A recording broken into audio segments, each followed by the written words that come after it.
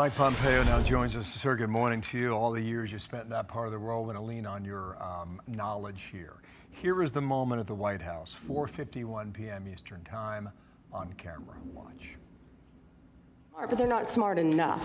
Oh, my microphone's broken. They're smart, but they're not smart enough. They have been covered by these liberal cities for so many years. And that's why we're all working with Treasury, with all these different departments, to find the criminal conspiracy. Okay. I'm just given. Yeah, I was just given a note by the Secretary of State saying that we're very close to a deal in the Middle East, and they're going to need me pretty quickly. Okay, there it was. Mr. Secretary, any detail, however small, in the Middle East can be a very, very big deal and a sticking point. I think at the moment there's reason for optimism and there's also a reason for caution.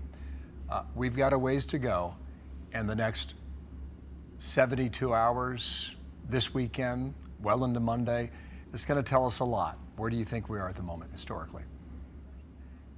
Well, good morning, Bill. Good morning, Aisha. We should start with the pure joy on the faces of those families that are going to get their loved ones home. It's truly quite remarkable. I think it's important to note, too, none of this happens without American leadership. President Trump has done a remarkable job of bringing a huge coalition of parties together to put pressure on these terrorists who killed hundreds of Israelis now just 2 years and a day ago. So full credit for that, and prayerful that this will unfold the way everybody is hoping and anticipating. But to your point, it's the phase one that implies that there's a phase two. There's much more to bring broad peace to the Middle East. There's risk that something could happen in the next 72 hours. But it looks like both sides are committed to this. But Bill, we've all covered this. I've been part of this. We've seen that things can intervene. I'm sure in Tehran they're planning to think about how they might upset this transaction. Lots of things that could interfere. But it's also very clear that the Qataris, the Turks, the Egyptians, Mr. Witkoff, Mr. Kushner, all of them have come together to deliver what looks like a fantastic outcome for Israel and for the families of these hostages. And it is getting quite the reaction from across the political spectrum here. This is a little bit of it from last night. Watch. We've heard it again and again from a number of people today, really giving credit to President Trump for getting this deal over the finish line. This is an enormous moment for the world, but also for this administration, a big win for the president. Why do you think that this was not doable when President Biden was in office? The biggest problem that President Biden had is there was no pressure from Qatar, from Turkey, from Egypt. By saying that, it's sort of an acknowledgement Trump has changed that dynamic. Totally. And, you know, I couldn't help but think of President Bill Clinton in that moment when this deal came through, because I thought about how deeply he regretted not getting a peace agreement done when he was in office and how that didn't work out for him. But this president is so different and the events were so different. Can you just walk us through all the things that had to happen? I mean, the attack on Iran, the Abrahamic Accords, even before that in his first term, the timeline was almost perfect. Aisha, that's absolutely true. These moments don't just happen. President Trump credited luck. There's always a little bit of luck in the good Lord, but this was hard work over years, and President Trump's personal efforts to bring all of these parties together. And then, of course, enormous pressure put on Hamas, Hezbollah, the Iranian regime by the Israelis in June.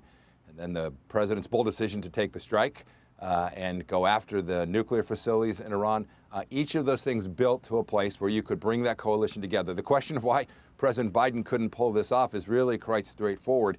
He didn't have the capacity to understand the dynamic in the Middle East. He didn't have the willingness to put his own administration in the effort to deliver that coalition. He wasn't prepared to do the hard work to allow the Israelis to go pound Hamas for weeks and weeks and weeks to deliver what is this ultimate outcome, where this is a capitulation by Hamas. I hope they're serious about disarming. That remains to be seen. They're resistance. If you don't resist and you're a resistance, you go away. So a lot to still unpack to see what this transaction ends up looking like in the weeks and months ahead. But you don't get to where we are today. You don't get to be on the precipice of having all of these hostages returned home with all of the work that happened in the first administration to deliver the United Arab Emirates and other nations into the Abraham Accords, and then what happened this past summer to demonstrate to the world that President Trump was serious about bringing peace to the Middle East, that leads to this joyous moment. Sir, thank you for jumping on with us. You have a cabinet meeting, okay, next hour that we're going to be watching, all right, sir? And then you've got a 24-hour ceasefire that has to take hold and stay there.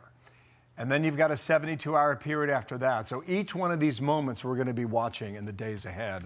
And thank you for chipping in today. Mike Pompeo, we'll talk soon, okay? Secretary. Hey everyone, I'm Emily Campagno. Catch me and my co-hosts Harris Faulkner and Kaylee McEnany on Outnumbered every weekday at 12 p.m. Eastern, or set your DVR. Also, don't forget to subscribe to the Fox News YouTube page for daily highlights.